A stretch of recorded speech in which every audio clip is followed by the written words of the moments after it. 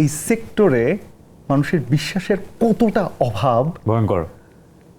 ভাই চিনে না, জানে না, ফোন দিয়ে বলতেছে যে ভাই আপনি যদি বুড়িগঙ্গার মাঝেও যদি জমিটা হইতো, পদ্মা নদীর মাঝেও হইতো, তাও we will be with you. Why? আমরা তো কম বুঝি ভাই। হ্যাঁ, আমার সাথে এক্সপার্ট মানুষ আছে, তারা বহু কাজ করছে, বাট আমরা তো কম জানি। নো আমি বিলিভ করি যে আপনারা ঠকাবেন না ইনশাআল্লাহ। বাংলাদেশে এটা কিন্তু অ্যাসেট অ্যান্ড চ্যালেঞ্জ দুটোই। এই 1.5 বছরে আমাদের 2টা প্লটে আলহামদুলিল্লাহ কি যে হয়েছে। আমরা ভাবছি তো আমার এলাকার জমি কি আর হবে, পলিটিক্যাল চেঞ্জ, এই চেঞ্জ ওই চেঞ্জ, কত মানুষ নতুন, হঠাৎ করে এই সমস্যা ওই সমস্যা, এইটা ওইটা সেইটা। আলহামদুলিল্লাহ আমাদের মাথায় এটা ছিল, পাবলিকলি ভাবে বলা হয় না, এটা উচিত কতটা জানি না। প্রয়োজনে আমাদেরটা স্যাক্রিফাইস করতে রাজি আছি, তো ওনাদের কমিটমেন্ট রক্ষা করতে হবে ইনশাআল্লাহ। এমনি করাও যাবে না তো এটা, আপনি এটাও ভালো করে বুঝে, কারণ এই লোক আর যাই করুক নিজের সম্মানহানি করবে। মে আল্লাহ অ্যাকসেপ্ট। হ্যাঁ, এবং ফ্যাক্ট হচ্ছে যে আমাদের আসলে দিন শেষে পুঁজিটা কি, আমরা যদি ক্যাপিটাল চিন্তা করি, নাফিজের পুঁজি কি, আপনার পুঁজি কি, আমার পুঁজি কি, এই মানুষের ভালোবাসাটুকুই, যারা এতটুকু সম্মান করে। সো আমরা যদি ওই সম্মানটাকে ক্যাপিটাল ধরেই সামনে আগাই, সবকিছু হারালেও সম্মানটা হারানো যাবে না। সো এই জন্য নিজের ঘরটা হলো দিয়ে দিব ভাই।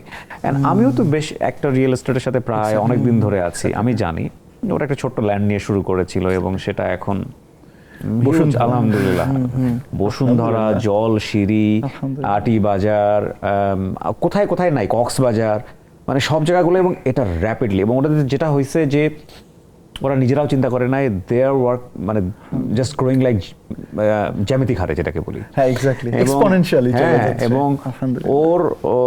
এবং এটা আমিও ভয় পেয়ে যাই মাঝে মাঝে যে আসলে এটা তো একটা বিশাল রেসপন্সিবিলিটি। ইউ নো হোয়াট, আমরা এখানে কি করেছি এই জন্য ভাইয়া, 2টা প্রজেক্টের পর আমাদের কাছে ভাইয়া 300 বিঘা জমি, অমুক জমি, তমুক জমি, বাংলাদেশের বিগেস্ট নেমসরা যখন অফার করা শুরু করলো, we were like enough is enough, এই 2টা প্রজেক্ট দাঁড়াবে, তারপরে করব। হ্যাঁ, আসলে এক্স্যাক্টলি। আমাকে ইভেন জানেন এরকমও বলছে, মানে অনেকে আছে কত যে বলছে যে ভাই আমি টাকা দিতে, আপনি জাস্ট বলবেন আমি টাকা ঢালবো, লেটস ডু ইট টুগেদার। আমি বললাম একটু ওয়েট করেন।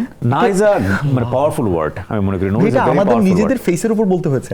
I was talking to me, Sajjad, এবং এই লোকটাকে অবশ্যই ব্যারিয়ার দেওয়া উচিত আমি মনে করি। কারণটা হচ্ছে এখানে যদি একজন ফেল করে, লাইক নাফিস, সাজ্জাদ, কিবরিয়া বা অন্য কেউ যদি ফেল করে, পুরো ইন্ডাস্ট্রি কিনে কোশ্চেন উঠবে।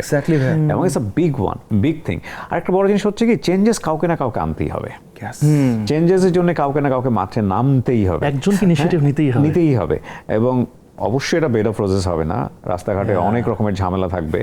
এবং আমার কাছে কেন জানি মনে হয় এই যে মানুষের ট্রাস্টহীনতার যে জায়গাটা, বড় বড় কোম্পানির নামে, হ্যাঁ, বড় বড় জায়গাতে মানুষ একটা ফ্ল্যাট কিনতে গিয়ে চিন্তা করে যে টাকাটা দিব, টাকাটা আদৌ রিটার্ন পাবো কিনা, 2 নম্বর চিন্তা করে যে দিলাম তো আদৌ জীবনে উঠতে পারবো কিনা, সেরকম একটা চিন্তা ভাবনা থাকে। সো এই জায়গাগুলোতে যদি প্রুফ করা যায়, যেখানে সমস্যা সেখানেই বিজনেস, এটা তো আপনাদেরই কনসেপ্ট বোধ হয়, যেখানে প্রবলেম সেখানেই বিজনেস।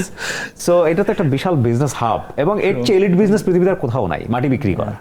হ্যাঁ, এবং এখানে কোনো ইনভেস্ট নাই, কিন্তু সময় যাচ্ছে, টাকা বাড়তেছে। ইভেন গোল্ডের চেয়েও পাওয়ারফুল বিজনেস। ইয়েস, আমরা এটা দেখলাম ভাইয়া, মানে কত গুণ যে বেড়েছে বাংলাদেশে। এবং বাংলাদেশের কোনো মাটি এমন হয় নাই যে বিগত 10 বছরের জমির দাম কমছে, কোথাও হয় না এটা। এবং খালে বিলে নদী নালা যেখানে হোক বাড়ছে। So it's a great business. কিন্তু আমার মনে হয় যে এইখানে যেটা আউটবার্ট পর বদমাইশ যারা আছে, সেই জায়গাটা থেকে যদি বের করে নিয়ে এসে যদি একটা সুন্দর সিস্টেম করা যায়, তাহলে এই জন্য সত্যি কথা বলতে আমরা কনস্ট্যান্টলি আপনার কাছে বলবো যে ভাই দোয়া করেন আমাদের জন্য, অডিয়েন্সকে বলবো দোয়া করেন। হ্যাঁ, যে আমরা পুরো হজে মানে আমি আল্লাহর কাছে বারবার এটাই দোয়া করতেছিলাম যে আল্লাহ মানে হেল্প আস, কারণ এখানে অনেক খারাপ অনেক ইনফ্লুয়েন্স থাকতে পারে। মানে আমি তো জানি আমার নিয়ত কি, আমি জানি সাজ্জাদের নিয়ত কি, আমরা we are very much clear যে আমরা কি করতেছি।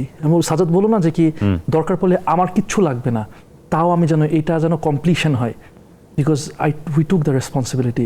সো ওই জায়গায় কোনো নাম রাখা হয়েছে, আলাদা কোনো কোম্পানি ফর্ম করা হয়েছে? কোনো কোম্পানি না আসলে।